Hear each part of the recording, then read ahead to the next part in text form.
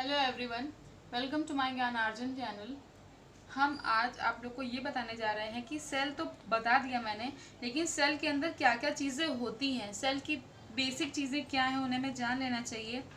हमने आपको प्रोकैरियोटिक और यूकैरियोटिक में डिफरेंस बताया था, तब ये चीज़ बताई थी कि बैक्टीरियाज में प्रोकैरियोटिक सेल्स पाई जाती हैं और यूकैरियोटिक जो सेल्स होती हैं वो फंजाई, एनिमल्स, प्लांट्स इन सब में पाई जाती हैं। तो जाहिर सी बात है, जब वो एनिमल्स में पाई जाती हैं, प्लांट्स में पाई जाती है, तो उनका थोड़ा कॉम्प्लेक्स स्ट्रक्चर होगा। तो उसकी कॉम्प्लेक्सिटी को जानते हैं। पहली बात तो इसमें जो स्ट्रक्चर्स हैं common functionally as well as structurally in all cells, सारी सेल्स में होते हैं। लेकिन जो मेन कंपार्टमेंट सेल्स हैं उनकी हमने लिस्ट और एक चार्ट तैयार करा है, जिससे आपको अच्छी तरीके से समझ में आ जाएगा। तो मेन कंपार्टमेंट क्या क्या है सेल का? सेल एनवेलप, प्रोटोप्लाज्म और cell organelles. Cell envelope, protoplasm और सेल ऑर्गेनल्स। एनवेलप वर्ड जो है, एनवेलप से ही आप जान रहे होंगे कि लिफाफा, लिफाफा मतलब कवर करता है किसी चीज़ को, तो कवरिंग होती है। और किस पर्पज से होती है? जाहिर सी बात है, प्रोटेक्शन के पर्पज से होती है। तो सेल एनवेलप में हम देखें, cell wall in plants, plants में सेल वॉल प्रेजेंट होती है। ये हम आपको एनिमल्स और प्लांट सेल का जब डिफरेंस बताएंगे तो ये चीज़ क्लियर कर देंगे कि क्या चीज़ें सेल एनिमल सेल में होती है और क्या चीज़ें प्लांट सेल में होती हैं। तो सेल एनवेलप जो होता है, एनवेलप क्या होता है? एक आउटर मोस्ट कवरिंग होती है सेल की, ठीक है। और यूकैरियोटिक सेल्स में ये प्रेजेंट होती है और ये कॉम्प्लेक्स मटेरियल से मिलकर के बनी होती है, ठीक है। कॉम्प्लेक्स बायोमोलिक्यूल से मिलकर के बनी होती है और प्रोकैरियोटिक सेल में अच्छी तरीके से पाई जाती है। तो सेल एनवेलप, तो सेल वॉल कहाँ पाई जाती है? प्लांट्स में।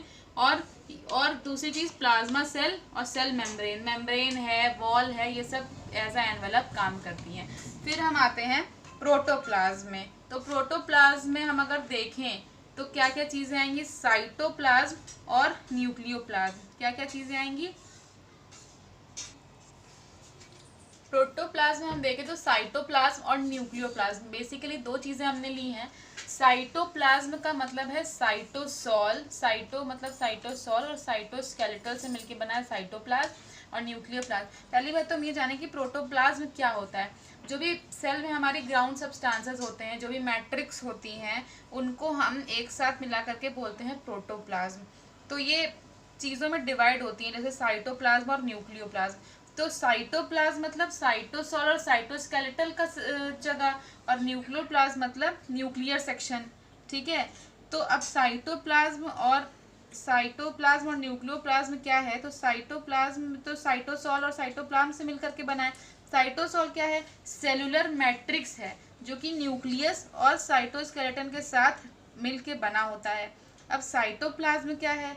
वो साइटोसॉल है सेल ऑर्गेनल्स के साथ, लेकिन उसमें न्यूक्लियस नहीं है, वो विदाउट न्यूक्लियस होता है। अब हम बात करें न्यूक्लियोप्लाज्म की, तो ये न्यूक्लियर मैट्रिक्सेस होते हैं जो कि न्यूक्लियर ऑर्गेनल्स के साथ होते हैं। तो ये भी कंपार्टमेंट का एक टाइप है प्रोटोप्लाज्म, साइटोप्लाज्म और न्यूक्लियोप्लाज्म। अब हम बात करते हैं सेल ऑर्गेनल्स की। सेल ऑर्गेनल्स क्या है? सेल ऑर्गेनल्स हमारी सेल्स में प्रेजेंट होते हैं। कुछ ऐसे होते हैं जो प्लांट सेल और एनिमल सेल दोनों में प्रेजेंट होते हैं। कुछ ऐसे होते हैं जो एनिमल सेल में नहीं होते हैं, प्लांट सेल में होते हैं, या प्लांट सेल में नहीं होते हैं, एनिमल सेल में होते हैं। अपनी अपनी फंक्शंस के अकॉर्डिंग दोनों जगह कुछ सेल ऑर्गेनल्स प्रेजेंट होते हैं। तो ये तो इनकी तो लंबी लिस्ट है।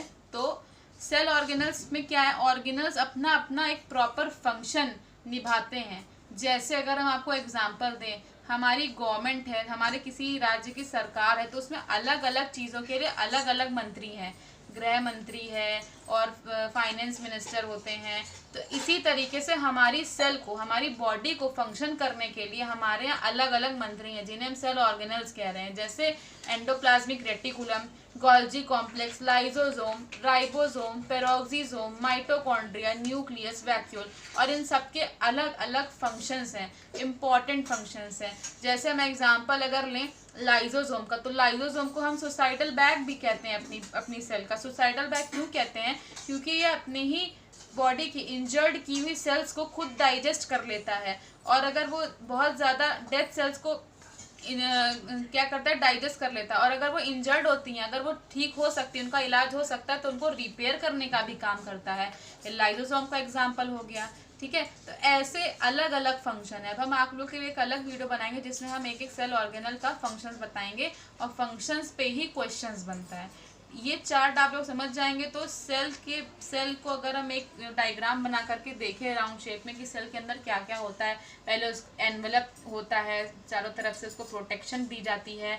फिर बेसिक चीज़ें न्यूक्लियर सेक्शन में क्या है, साइटोप्लाज्म और साइटोसॉल का क्या रोल है। फिर उसके अंदर सेल ऑर्गेनल्स प्रेजेंट होते हैं जिनका अलग अलग अपने आप में एक एक इम्पॉर्टेंट रोल है, ठीक है। तो ये चीज़ क्लियर है।